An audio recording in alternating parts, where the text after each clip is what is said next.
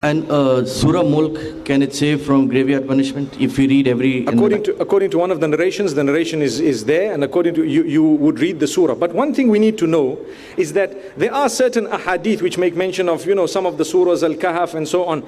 It does not mean that my life is being led like a total stranger to Islam, and just because I read Surah Mulk, I'm going to be saved. One man, for example, he said, well, is it true that on such and such a day, if a person dies, then, they're going to be saved from this type of punishment of the grave and so on. So if I want to die, I'll just kill myself on that day. Na'udhu billah. That is wrong. That is absurd, completely absurd.